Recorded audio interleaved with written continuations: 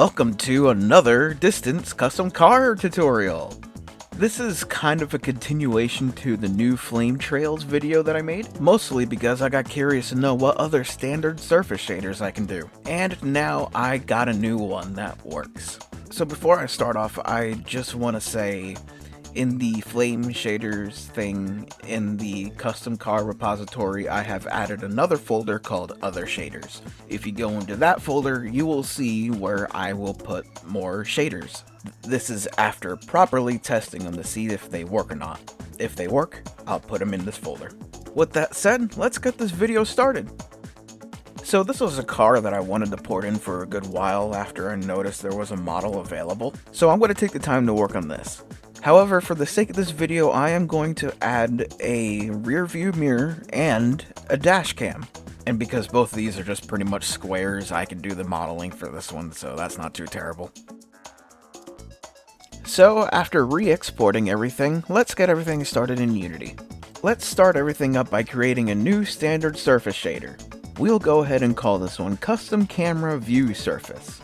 Again, like the other one, the name is important for the surface shader to actually work. I also have this on GitHub, so if you want, you could just go click on it and then copy the entire code just to paste it into the standard surface shader.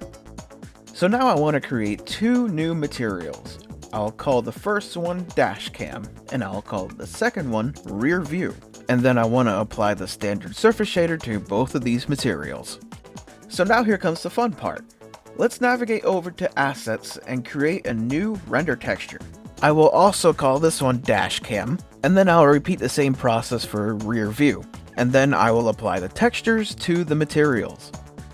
So now that we got our materials set up, let's go and find the assets that we want to attach these materials to. I renamed these, that way I don't have to have a problem trying to find them. So here's the new part.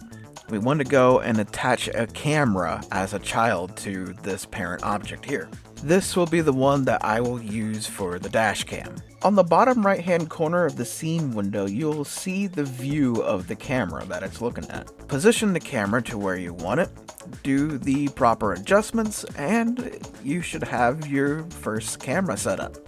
So now let's do the same thing with the rear view mirror, or the rear view camera. And because it's the rear view, I am going to rotate this on the y-axis 180 degrees. And because I have a lot of junk on this car, I'm going to try to finick this thing around so it doesn't view everything that's on the car. So yay, fun! So now that we got our camera set up, let's go and select the camera that we want to work on, and select the texture that we want to have this applied to, and drag it over to the target texture box. And then we can do the same thing for the other camera. So now we want to take our camera materials we made and apply them to their corresponding meshes, to which you will now see that these materials are showing what the cameras are showing. But we're not done yet. We need to give these assets the in-game materials. And you guessed it, our best friend HashMat Do Not Replace has come back, to which now you are set to put this in the game. One thing I want to include before I close off. I have updated the shaders so it has an adjustable emission, mostly because testing showed dark images.